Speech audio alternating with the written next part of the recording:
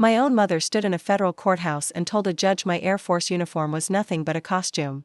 She said it without blinking. She sat in the front row in a cream Chanel jacket, pearls at her throat, tissues folded neatly in her lap like she had come prepared to mourn me instead of destroy me. My father sat beside her, one ankle resting over the other, wearing the same navy suit he wore to charity galas and political breakfasts in Boston. My older brother, Grant, leaned back with a smirk that told me he had waited years for this exact moment. I was not allowed to wear my uniform that morning. My family's attorney had argued that if I appeared in dress blues, I would emotionally manipulate the court and exploit patriotic sentiment. The judge agreed to keep things neutral. So I sat at the defense table in a plain black blazer, my hands folded over my knees. Feeling the weight of every ribbon and insignia that should have been on my chest, the courtroom was packed. Reporters filled the back rows. People from my parents' private club whispered behind their hands. 2 women from Beacon Hill who used to pat my shoulder at Christmas parties stared at me like I was some scandal they were lucky to witness in person. I had led people through fire. I had held pressure on a wounded airman's artery while calling coordinates through broken comms. I had made decisions that still woke me up at 3:17 a.m. But nothing had ever felt as cold as watching my mother raise her right hand and swear that I had built my life on a lie.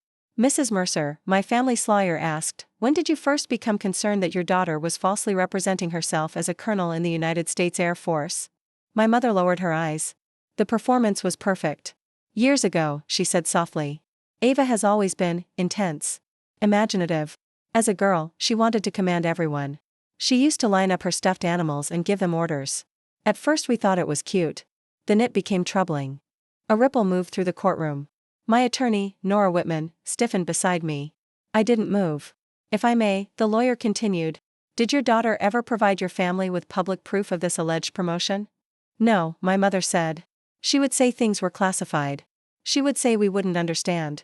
Every time we asked, she hid behind secrecy. Hidden behind secrecy. That was what they called it. Not duty. Not orders. Not legal obligation. Not the kind of silence that follows you home and sits at the edge of your bed." The lawyer turned slightly so the jury could see my mother's trembling mouth. "And in your opinion, Mrs. Mercer, did your daughter use a false military identity to gain social status?"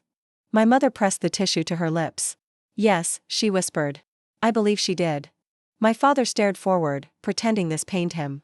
Grant looked down at his phone, probably checking if the first headlines had posted yet. "Daughter of Boston philanthropy family accused of stolen valor. Air Force fraud scandal hits Mercer Foundation. Did Colonel Ava Mercer invent her rank?" They had fed those headlines to the press before the hearing even began. The lawsuit had arrived 4 months earlier, thick as a brick and written in language designed to make a daughter sound like a criminal.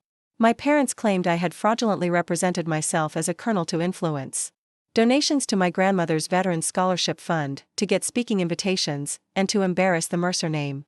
The truth was uglier and simpler. My grandmother, Evelyn Mercer, had left controlling authority of that scholarship fund to me. Not to my father. Not to Grant. Me. The daughter who never fit at the table. The daughter who chose service over legacy dinners.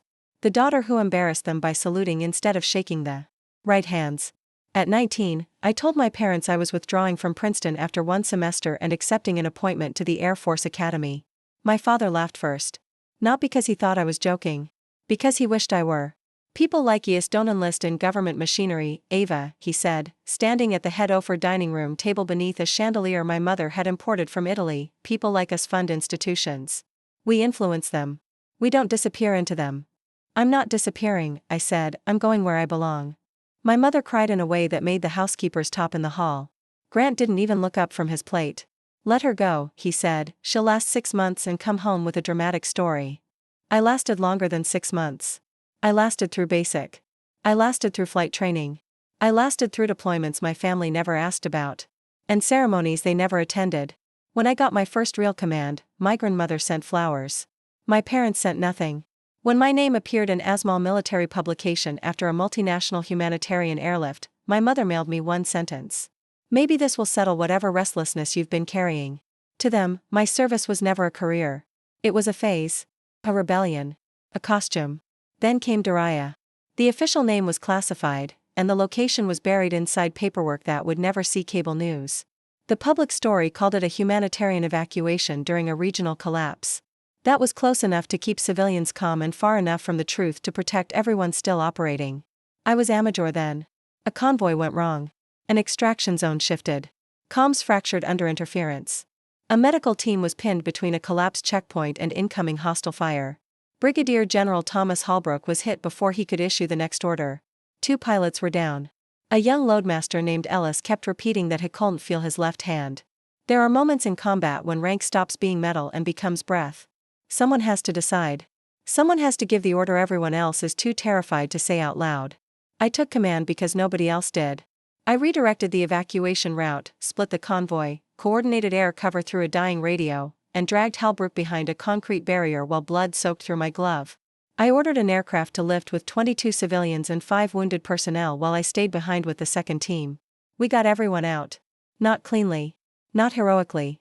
Not the way movies do it. We got them out through smoke, panic, screaming, and the horrible math of seconds. Afterward, everything was locked down. Reports sealed. Names redacted. Promotions delayed, then accelerated, then hidden behind classifications and special access review. I signed what I was told to sign. I accepted the silence.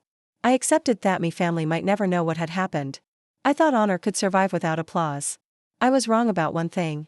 Honor can survive without applause. But it can be murdered by people who know exactly where to stab. On the second day of the hearing, my family's attorney paced in front of me like he was pulling weeds from a garden. Ms. Mercer, can you show this court a public promotion ceremony photograph? No. Can you provide the public order documenting your advancement to colonel? No. Can you identify the specific operation where you claim to have assumed emergency command? No. Can you name one officer who can verify your story without relying on classified material? I looked at him. I cannot answer that under the restrictions I am bound by. He smiled as if I had handed him a gift. So what you are asking this court to do is trust you? No, I said.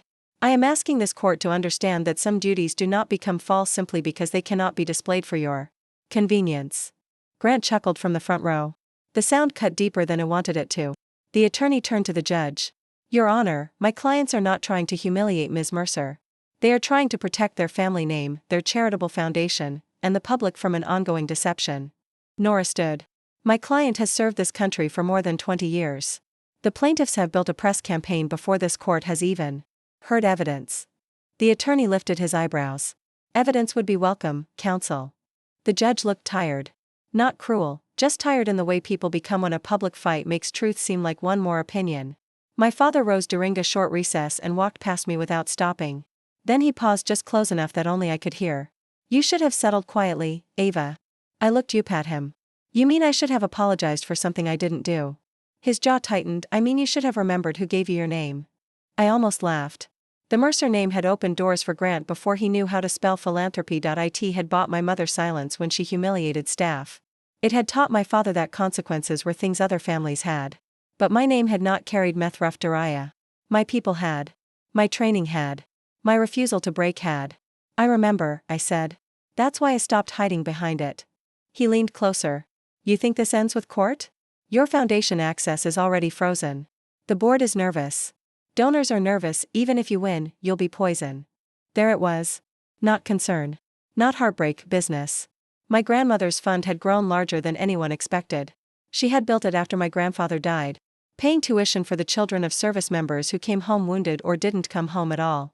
She had told me once, while sitting on the porch of her house in Maine, that money only became clean when it moved towards someone who needed it. When she died, she left me the deciding vote over the fund. Grant wanted it merged into the Mercer Family Foundation, where he served as executive director and spent more on donor dinners than scholarships. My father supported him. My mother called it keeping things together. I called it theft with engraved stationery. The hearing resumed. My mother returned to the stand. Nora's cross-examination was quiet at first. Mrs. Mercer, did you attend your daughter's Air Force Academy graduation? No. Did you attend any of her promotion ceremonies? No. Did you ask to? My mother's lips parted. We were not invited. I felt my body go still. Nora turned a page. I'm showing you an email dated May 12, 2011. Is that your email address? My mother stared at the screen. Yes. Is this an invitation from your daughter to her promotion ceremony? My mother's face changed so quickly most people missed it. I didn't. I don't recall seeing it.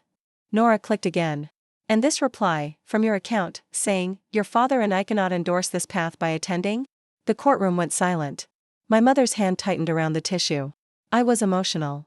Nora nodded. Emotional when you refused to attend. Emotional when you publicly suggested your daughter was delusional. Emotional when you joined this lawsuit accusing her of fraud. Objection, the attorney snapped. Sustained, the judge said, but his eyes stayed on my mother a moment too long. Nora sat down. The damage was small, but real. For the first time, my mother looked less like a grieving parent and more like a woman caught holding a match near a burning house. Then the door at the back of the courtroom opened. At first, I didn't turn. People had been coming and going all morning. Reporters. Clerks. Spectators trying to catch a better view of my humiliation. But the room changed. It was subtle. A hush rolled forward, row by row. Grant looked up. My father's shoulders stiffened.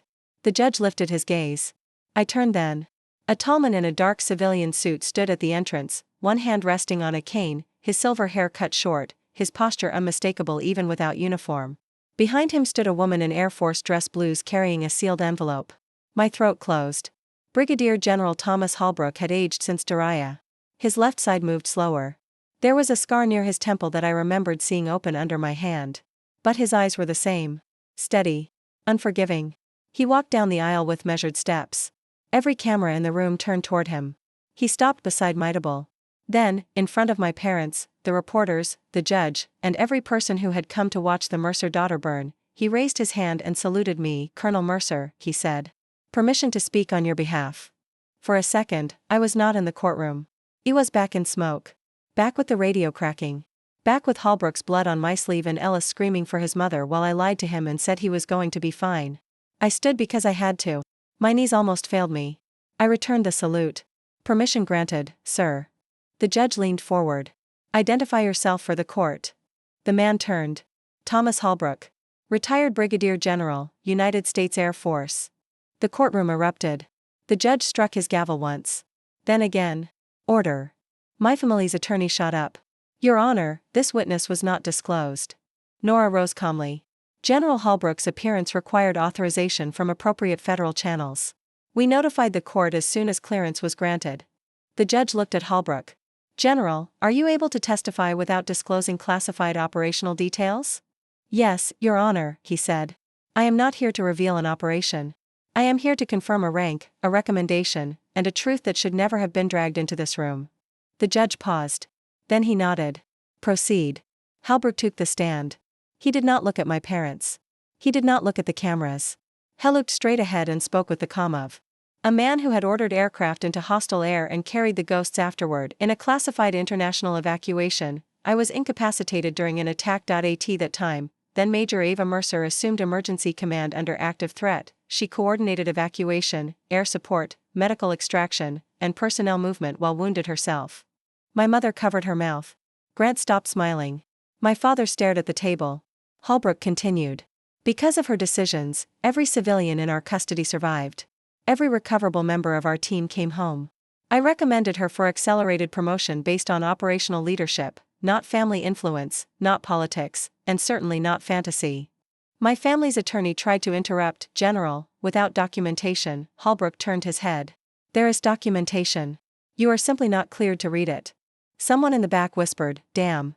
The judge accepted the sealed envelope from the officer. He opened it slowly. The whole room seemed to hold its breath while he read. One page. Then another. Then a third. It took less than 5 minutes. It felt like 20 years. Finally, the judge removed his glasses. This court has received a limited official certification from the Department of the Air Force confirming the defendant's current rank as colonel. And the legality of the promotion in question. Operational details remain protected and will not be entered into public record. Nora exhaled beside me. It had not. Not yet. The first twist had landed, but I knew my family. People like them did not build knives with only one edge. My father leaned toward his attorney and whispered sharply. Grant's face had gone pale, but his eyes were moving too fast. Calculating. Searching for a way out. My mother finally looked at me. Ava, she mouthed. I looked away. Because the part of me that once wanted my mother to be proud was still alive enough to bleed, and that was what scared me most. The judge called for a break after General Holbrook's testimony, probably because even he needed time to understand what had just happened in his courtroom. Reporters rushed into the hall. Phones came out, headlines were already shifting. Retired General confirms Mercer daughter's Air Force rank. Family stolen valor case collapses after surprise witness. I stayed at the defense table. My body felt too heavy to move. Nora touched my arm. You okay? No, I said. But I'm standing. That counts. Across the aisle, Grant was furious in whispers. My father listened with his face carved from stone. My mother sat alone, still clutching the same tissue. No tears left to polish her performance. General Holbrook approached me after stepping down. For years, I had carried his name like a locked room inside my chest. Seeing him there, in daylight, among polished wood and gossiping civilians, felt almost impossible. You shouldn't have come, I said quietly. He gave me a look I remembered from Daria, the one that meant I had said something stupid. Both respected me too much to say so directly. You saved my life, Mercer. I followed the situation. You led. I swallowed. I signed orders. So did I, he said. And one of them was not to let good people get buried because cowards learned how to weaponize secrecy. My eyes burned. I hated it. I had cried only twice in uniform. Once when a 19-year-old airman survived surgery. Once when one didn't. I refused to cry because migrants finally got caught. Holbrook looked toward them. Your family always like this? I almost smiled. They used to be quieter. He nodded once. Careful. Public humiliation makes people unpredictable. He was right. During the afternoon session, my family Saturday changed tactics. The rank was real, so now he tried to make the truth sound irrelevant. Your Honor, he said, while the department certification addresses the narrow question of rank. My client's concerns extend beyond that. Ms. Mercer used secrecy to intimidate donors, control a private foundation, and portray herself as morally superior to her own family. Nora stood. That is not a legal claim. That is resentment in a suit. The judge's mouth tightened. Counsel, control the rhetoric. My father finally took the stand. He gave his name, his age, his profession, his list off boards and committees. He spoke like a man accustomed to microphones. Mr. Mercer, Nora asked, why did you bring this action against your daughter? To protect our family's reputation and charitable work. Which charitable work? The Mercer Family Foundation, among others. And the Evelyn Mercer Veterans Scholarship Fund? His jaw flexed, yes. Isn't it true that your mother left Colonel Mercer controlling authority over that fund? He hesitated. Yes. And isn't it true that your son, Grant Mercer, proposed merging that fund into the Mercer Family Foundation 8 months after Evelyn Mercer's death? That was an administrative efficiency. Nora nodded as if that phrase had not just made half the courtroom hate him. An efficiency that would place all final spending authority under your son? That is an unfair characterization. Did Colonel Mercer refuse? Yes, she did. Did this lawsuit begin after she refused? My father looked at me for the first time that day. It began after we became concerned about her credibility. Nora picked up another folder. This one I had not seen. My pulse changed. Nora had told me she was pursuing subpoenas. She had not told me what came back. I had trusted her because trust, unlike love, had to be earned. She approached the witness stand. Mr. Mercer, do you recognize this email chain? My father glanced down. His face emptied. Grant whispered something under his breath. Nora read aloud. From Grant Mercer to Charles Mercer. Subject, Ava problem. If she won't release the fund, Wayne to make donors see her as unstable. The rank issue is the cleanest angle, nobody can verify classified nonsense. The courtroom went dead silent. My mother closed her eyes. Nora continued. Your response, Mr. Mercer, keep your mother away from the language. She needs to sound worried, not strategic. My father's attorney objected so loudly the judge nearly shouted back. Overruled for the purpose of impeachment.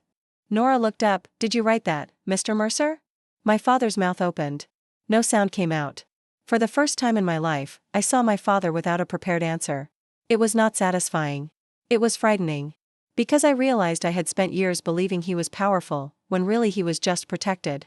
Did you write that? Nora repeated. Yes, he said. My mother made a small sound. It might have been grief. It might have been rage that he had left a paper trail. Nora turned another page.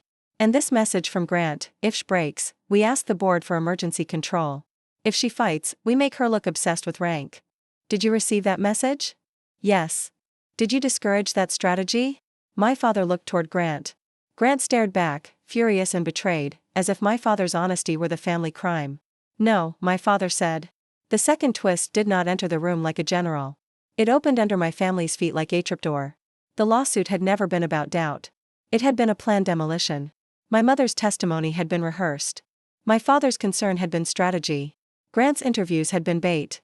They had tried to turn the secrecy of my service into proof that I was lying, then use the scandal to seize the fund my grandmother built for families who had sacrificed more than the Mercers could imagine. I looked at Grant. He would not look at me, the brother who had laughed when I left for the academy. The brother who joked I'd come home crying. The brother who became executive director of a foundation because my father knew donors liked a handsome man with clean hands and inherited confidence. He had not just wanted my money. He had wanted my mind questioned. My honor erased. My service turned into theater. The judge called another recess after that. This time, nobody rushed to my family. People moved away from them like scandal had asthma. In the hallway, my mother caught my sleeve. I looked down at her hand until she removed it. Ava, she whispered, I didn't know he wrote it like that. I laughed once. It came out hard and ugly. But you knew the shape of it. Her lips trembled. We were scared. Of me? Of losing everything your grandmother built into the wrong hands. My hands. She swallowed. You were always so angry at us. No, I said. I was waiting for you. There's a difference. That hit her. Good. Not because I wanted to hurt her, but because truth sometimes needed to stop being gentle. I waited at graduation, I said. I waited after deployments. I waited every Christmas when you asked Grant about donors and asked me whether I was still doing that Air Force thing. I waited for one of you to be curious enough to love me honestly. Her eyes filled again. I am your mother. No, I said. You are the person who taught a courtroom to doubt me. She reached for me again. I stepped back. Behind her, Grant came out of the conference room with his phone pressed to his ear. Yes, we need a statement now, he snapped. No, don't mention the email. Say we're grateful the rank question has been clarified but remain concerned about governance. He saw Muiching. For half a second, his expression changed. Not guilt. Hatred. Then Hesmold. The same old Mercer smile. Polished. Empty. Ready for donors. You think you won, he said after hanging up. You have no idea how this works. I did not answer. He stepped closer. You may have a general and a few dramatic emails, but we have relationships. Boards don't like chaos. Donors don't like scandal. You're radioactive now, Ava. Congratulations. You proved your little rank. You still lose the fund. There were cameras at the end of the hall.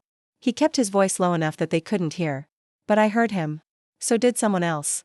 A young woman in dress blue stood near the wall, the officer who had brought the sealed certification. She looked at Grant the way military people look at civilians who mistake silence for permission. Then she shifted her body slightly. I saw the phone in her hand. Recording. Grant followed my gaze. His face changed. Before he could speak, Nora appeared at my side. Mr. Mercer, she said pleasantly, I'd advise you to stop threatening my client in a courthouse. Grant stepped back. This family is insane, he muttered. No, I said. This family is finally on record. The afternoon became a controlled collapse. The judge allowed Nora to submit the email chain under seal for immediate review, with public portions read into the record because my father had authenticated them.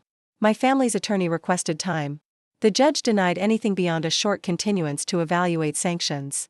Then Nora made a motion I had not expected. Your Honor, given the plaintiff's admitted strategy to manufacture reputational concerns around my client's military status for the purpose of influencing Foundation control, we request immediate dissolution of the temporary restrictions placed on Colonel Mercer's authority over the Evelyn Mercer Veterans Scholarship Fund. My heart hit once hard. The fund had been frozen after the lawsuit began. Tuition payments for 37 students had been delayed. One mother had called me crying because her son's university threatened to drop his classes. I had paid what I could personally, quietly, but I could not cover all of it. The judge looked over the papers. My father's attorney objected. Grant's face went gray. My mother stared at her lap. The judge spoke slowly. The temporary restrictions were based on the possibility that the defendant's claimed credentials were fraudulent. That basis no longer appears credible. He looked at my father. In fact, the record now suggests the opposite problem. The order was lifted. Right there. In open court. The fund was mine to protect again. That was the third twist, and it was the first one that felt like air. Not victory. Air. The judge scheduled a final sanctions hearing for the next morning. By then, the story had exploded. Every major outlet in Boston picked it up. Veterans groups started posting. Former service members I hadn't spoken to in years sent messages that said things like, I knew they were full of it, or Colonel, tell me where to show up. I did not respond to most of them. That night, I went back to my small condo near the river end. Sat on the floor still wearing my black blazer. My uniform hung in the closet. I opened the door and looked at it for a long time. People think uniforms make you feel strong. Sometimes they do. Sometimes they remind you how tired strength can become. At 11:42 p.m., my phone buzzed. Unknown number. I almost ignored it. Then I saw the message. Colonel Mercer, this is Daniel Reyes. You don't know me, but Evelyn Mercer's fund pays my daughter's tuition. My wife and I watched today. Thank you for not letting them take it. Midaughter said to tell you she wants to be a pilot now. I sat there until the screen blurred. That was the thing my family never understood. The fund was never a trophy. It was a bridge. My grandmother had known it. She had held my face in her old hands the last time I saw her and said, "Don't let them turn service into a party theme." I promised her. The next morning, I wore my uniform. Nora warned me the judge might object. I said, "Let him." But he didn't. Nobody did. When I walked into the courtroom in dress blues, the sound dropped out of the room again. Not because I looked dramatic. Not because I wanted sympathy. Because truth sometimes has a shape, and mine had been hanging in a closet while liars called it a costume. Grant stared at me like I had slapped him. My mother cried immediately. My father looked 10 years older. General Halbrook sat behind me, cane across his knees. Beside him sat the young officer who had recorded Grant's hallway threat. Her name was Captain Leah Vance. I learned she had once been one of the evacuees' security liaisons after Daraya. She remembered me name before the world was allowed to hear it. The judge entered. The sanctions hearing began. Nora presented Grant's hallway threat. The audio was clear. "You proved your little rank. You still lose the fund." Gasps moved through the courtroom. Grant tried to say it was taken out of context. The judge asked him what context made threatening a decorated officer over charitable control acceptable. Grant did not answer. Then Nora called the final witness. I thought it would be another board member. It wasn't. A woman in her 60s walked in wearing a simple gray dress, white hair pinned back, posture straight but not stiff. I recognized her after 2 seconds and felt something crack open in my chest. Margaret Ellis. The mother of the loadmaster from Daraya. The one who kept screaming for her son on the phone after evacuation, begging anyone to tell her if he was alive. Her son, Caleb Ellis, survived the attack but lost partial use of his left hand. He later became a flight instructor. Every Christmas, I received a card from him with no return address, only a small drawing of a wing in the corner. I had never met his mother in person. She took the stand. Nora's voice softened. "Mrs. Ellis, how do you know Colonel Mercer?" Margaret looked at me. "My son is alive because of her." My family's attorney stood. Objection. Emotional testimony unrelated to sanctions. The judge studied Margaret. "I'll allow limited testimony as to reputational harm and the nature of Theplantiff's public claims." Margaret folded her hands. "My son was 23 when he was wounded overseas. For years, he could not discuss details. But he could say one thing. He could say there was a woman who took command when everything went bad. He said she sounded calm when nobody had any right to sound calm. He said she told him to look at the sky when he was scared." My throat closed. I remembered that. The smoke had hidden most of the sky, but there was one strip of blue above a broken wall. I kept telling Ellis to look at it so he wouldn't look at his hand. Margaret continued. "When the news said Colonel Mercer might be a fraud, my son got on a plane to come here. He wanted to testify. He had a seizure at the airport from stress and had to be hospitalized overnight. So I came instead." My mother bowed her head. "Good. Let her hear it. Let her understand that her pretty lie had traveled farther than our family table." Margaret's voice shook, but she did not stop. "I don't know rich people rules. I don't know foundations. I know my son wakes up some nights and still hears that radio. I know he has spent years trying to live with what happened. And I know when your family called her failure, you didn't just attack her. You attacked every person who survived because she did her job." The courtroom was silent. Not the tense silence of scandal. The sacred kind. The kind people accidentally create when they are finally ashamed. Margaret stepped down. As she passed me, I stood. She stopped. For a moment, neither of us knew what to do. Then she reached up and placed her palm against my cheek. "He named his daughter Ava," she whispered. I broke then. Not loudly. Not dramatically. Just one breath that came apart in my chest. My mother watched another woman give me the tenderness she had withheld, and maybe that was the only punishment she truly understood. By the end of the hearing, the judge dismissed the lawsuit with prejudice. He affirmed the department certification in the public record without operational details. He ordered my family to pay legal costs, issued sanctions for bad faith litigation, and required public retractions in every outlet where they had questioned my service. Then came the order that made Grant slam his hand against the table. The court referred the matter to the State Attorney General's Charitable Oversight Division for review of the Mercer Family Foundation's governance practices. My father whispered, "No." Grant turned to him. "You said this couldn't happen." My father looked at my brother like he had just realized the son he built in his image had inherited all of his arrogance and gnawing off his restraint. The judge struck the gavel. Colonel Mercer, you are free to go. Free. Such a small word for something that had taken 20 years. Outside, the courthouse steps were packed. Reporters shouted questions. Colonel, do you forgive your family? Did they know your rank was real? What happens to the scholarship fund now? Will you sue them? Nora tried to guide me toward the car, but I stopped. I had spent most of my adult life answering carefully. Classified. I can't discuss that. Not today. I turned toward the microphones. My family tried to use my silence as evidence against me, I said. They mistook restraint for weakness. They mistook service for performance. And they mistook my grandmother's fund for inheritance. The cameras pushed closer. That fund pays for the children of people who gave more than any donor dinner ever will. It will remain independent. Tuition payments will resume this week. And every dollar collected from sanctions in this case will go into emergency grants for military families. A reporter shouted, and your family? I looked back. Miprants stood under the courthouse columns.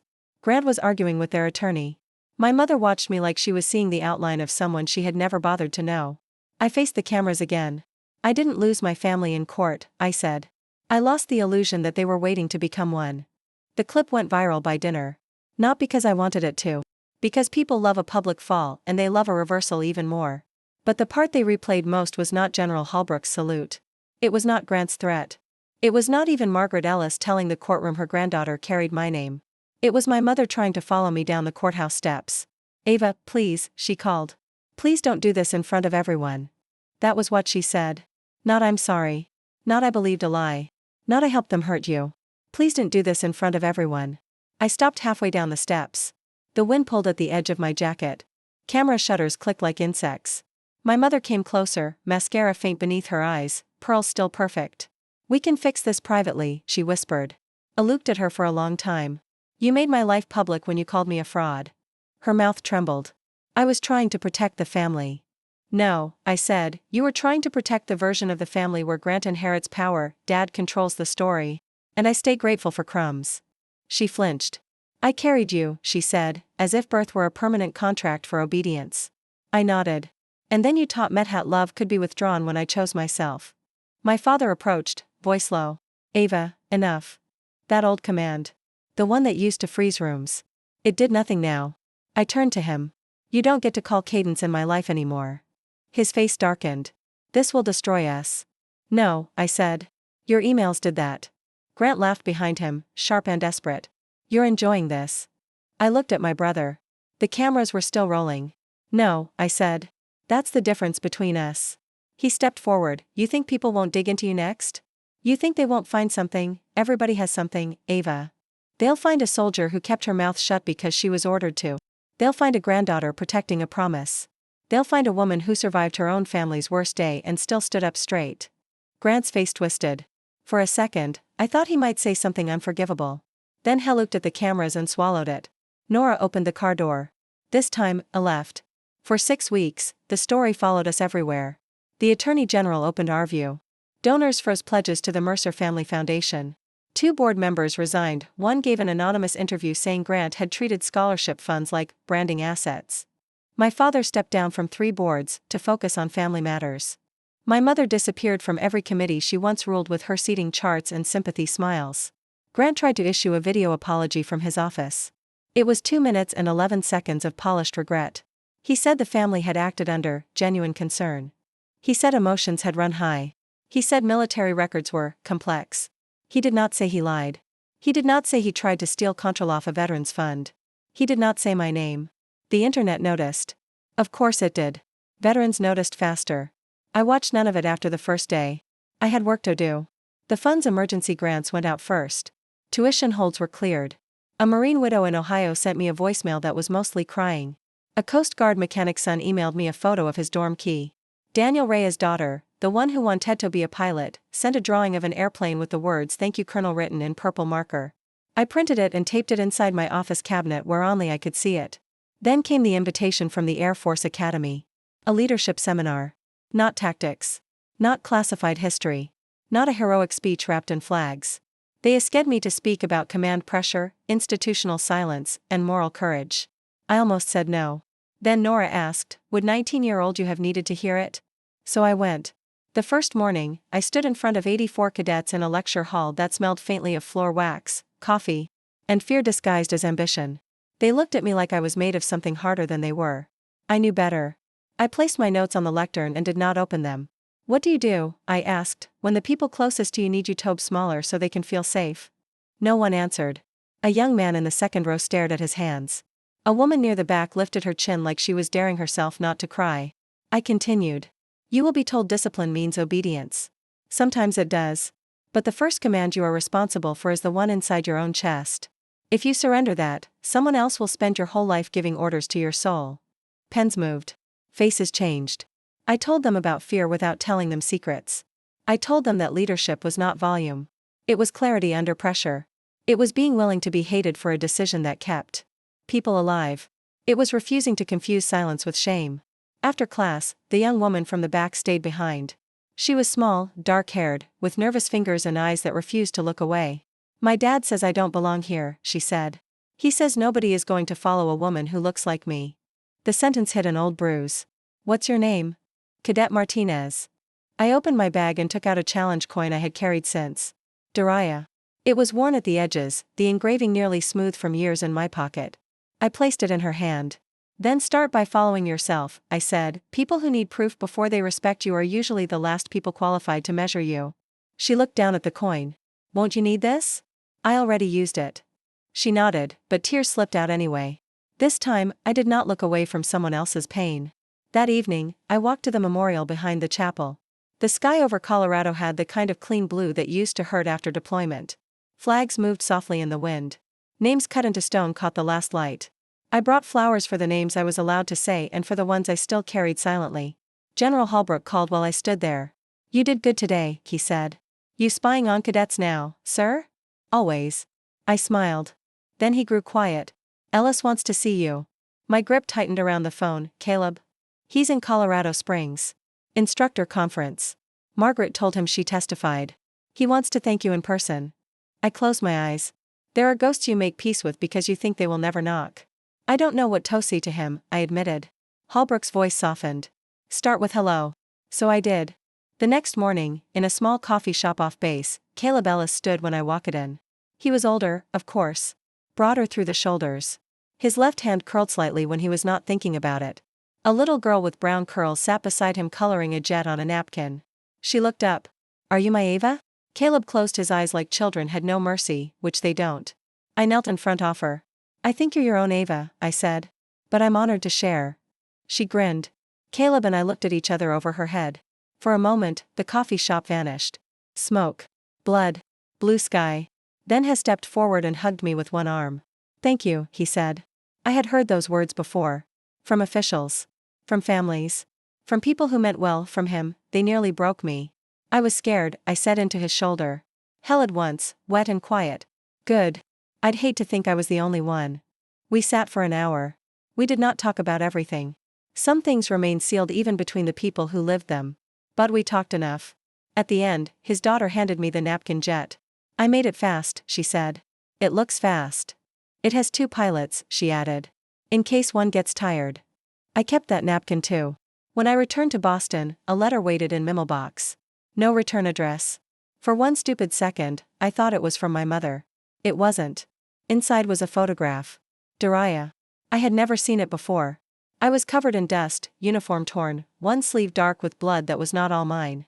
My arm was around Ellis, whose face was pale but alive. Behind us, Holbrook was being loaded onto a stretcher.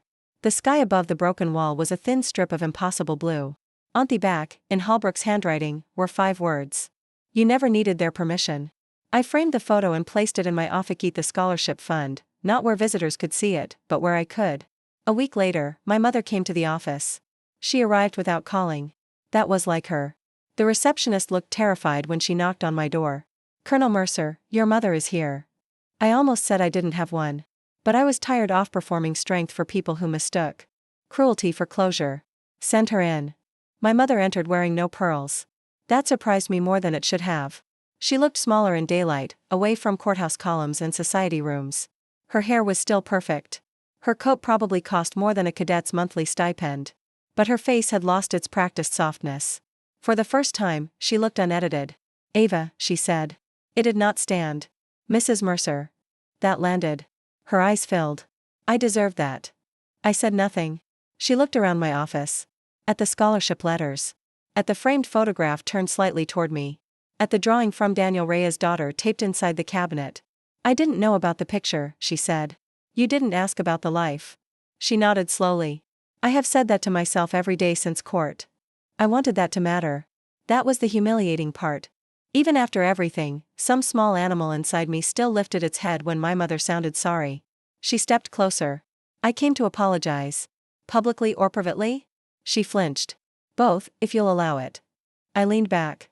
Do you know what you're apologizing for? For believing Grant and your father. No, her mouth closed. I stood then. For needing to believe them, I said. For choosing the version of me that made your life easier. For sitting in court and calling my service a costume because if I was telling the truth, then you had been a bad mother for 20 years. Her face collapsed. Not prettily. Not for cameras.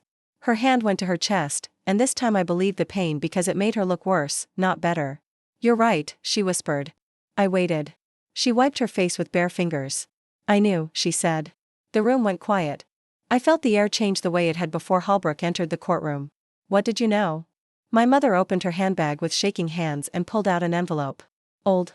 Cream-colored. My grandmother's handwriting across the front. For Beatrice, when you are ready to be honest. My pulse dropped.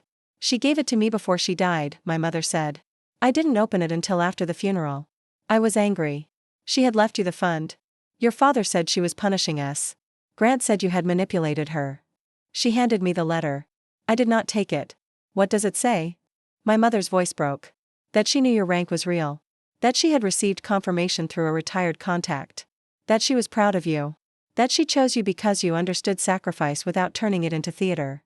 I gripped the edge off my desk. There it was. The final twist. Not a courtroom surprise. Not a legal maneuver. A quieter cruelty. My mother had possessed proof that my grandmother believed me, maybe not operational proof, but enough to stop the family story before it became a public execution. And she had buried it. You had this, I said. Yes. Before the lawsuit. Yes. Before you testified. Her face twisted. Yes. I looked at the envelope like it was something radioactive. Why? Because if I admitted your grandmother trusted you, then I had to admit she was right not to trust us. The sentence sat between us. Honest. Too late. I took the letter. My grandmother's handwriting blurred before I opened it. Ava was never the lost one, my grandmother had written. We were the ones standing in the wrong room, wondering why she refused to shrink enough to fit. I sat down because my legs stopped being reliable. My mother cried silently on the other side of the desk. I am sorry, she said, not because we got caught. Because I finally understand that catching us was the kindest thing life could have done for me. That was the closest thing to truth she had ever given me. It was not enough to repair us. But it was enough to end the lie cleanly. I can't be your daughter the way you want, I said. She nodded, I know. I can't come back to Sunday dinners and pretend this was a misunderstanding. Ino. I don't know if I will ever want you in my life.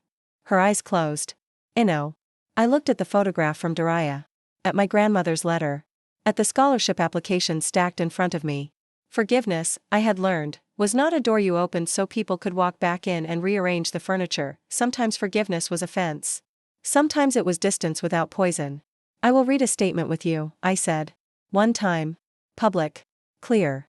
No soft language. No concerns. No complexity. You will say you lied by omission. You will say my service was real. You will say the lawsuit was wrong. She nodded quickly. And after that, she asked. After that, you build whatever conscience you have left without using me as proof that you deserve one. She covered her mouth. But she nodded. 3 days later, my mother stood beside me in front of the Evelyn Mercer Veterans Scholarship Fund office while cameras rolled. No pearls. No Grant.no father. Just us. Her statement lasted 4 minutes. She said my rank was real. She said the family had wronged me. She said she withheld information that would have supported my credibility. She said the lawsuit was not protection, but control. When she finished, the reporters shouted questions. I did not answer them. I walked back inside. My mother did not follow. That was the first respectful thing she had done in years. Months passed. The Attorney General's review forced reforms at the Mercer Family Foundation. Grant resigned. My father called once from an unknown number. I let it go to voicemail. His message was stiff, angry, almost an apology but not close enough to deserve a response. My mother wrote letters. I read some. Not all. Healing is not a courtroom order. It does not arrive because someone finally admits the truth. It comes slowly, suspiciously, and sometimes not at all. But the fund grew. People donated because they understood what it meant now. Not charity as reputation, charity as repair. Charity as a promise kept by someone who knew what public humiliation felt like and refused to let vulnerable families beg at locked doors. At the next scholarship ceremony, 37 students walked across a small stage. Daniel Reyes' daughter was there, sitting in the front row, wearing a navy dress and airplane earrings. Caleb Ellis came with his family. Margaret sat beside him and squeezed my hand so hard I almost laughed. Cadet Martinez sent me a photo from the academy with the challenge coin balanced on her open palm. Still following myself, Colonel, she wrote. I stood at the podium that night and looked out at the students, parents, widows, veterans, and children who carried invisible stories into the room. My grandmother once told me money becomes clean when it moves towards someone who needs it, I said. I used to think honor was something other people confirmed. A rank. A salute. A record. A headline corrected after the damage was done. I paused. In the back row, my mother sat alone. I had not invited her. Margaret had. I didn't know how I felt about that yet. My mother did not wave. She did not cry for attention. She simply sat with both hands folded, listening. Maybe that was all she could offer. Maybe, for now, that was enough to not hate. I looked back at the room. But honor is not given by the people who clap when you win. It is not taken by the people who lie when you refuse to obey. Honor is what remains when applause, family, reputation, and fear all leave the room, and you still know what you stood for. After the ceremony, a little boy came up to me holding his mother's hand. Are you the colonel from the video? He said. His mother looked embarrassed. I crouched down. I am. He studied me seriously. Were you scared in court? I thought about lying. Children can smell lies better than judges. Yes, I said. Very. But you still talked. Yes. He nodded as if confirming important research. My dad says brave means scared but not leaving. I looked at his mother. Her eyes were wet. Your dad is right. The boy held out a program for me to sign. I wrote my name carefully. Colonel Ava Mercer. Not because the title made me more real. Because once, people who should have loved me tried to make those words sound like a crime. Now they help send children to school. Late that night, after everyone left, I returned alone to the office. The city lights reflected in the windows. The framed photo from Daria sat on my desk beside my grandmother's letter and a purple marker airplane drawing. I took off my jacket and hung it over the chair. For the first time in years, the room felt quiet without feeling empty. My family had tried to erase my rank in front of the world. But rank had never been just metal on a chest. It was every order given when fear wanted command. Every life carried through smoke. Every promise kept after the applause ended. Every young person who learned they did not have to become smeller to be loved. Sometimes justice arrives with a gavel. Sometimes it arrives with a general walking through a courthouse door. Sometimes it arrives years later, in your mother's shaking hands. Inside an envelope she was too afraid to open honestly. And sometimes justice isn't revenge at all. Sometimes it is simply walking into a room where everyone expected you to bow your head, standing straight in the truth they tried to bury, and realizing you no longer need the people who abandoned you to admit you survived. I turned off the office light and looked once more at the photograph, dust on my face. Blood on my sleeve. The strip of blue sky above the broken wall. I remembered what I told Ellis when was sure he was dying. Look at the sky. Just keep looking at the sky. So I did, and for the first time in a long time, it looked wide enough for me.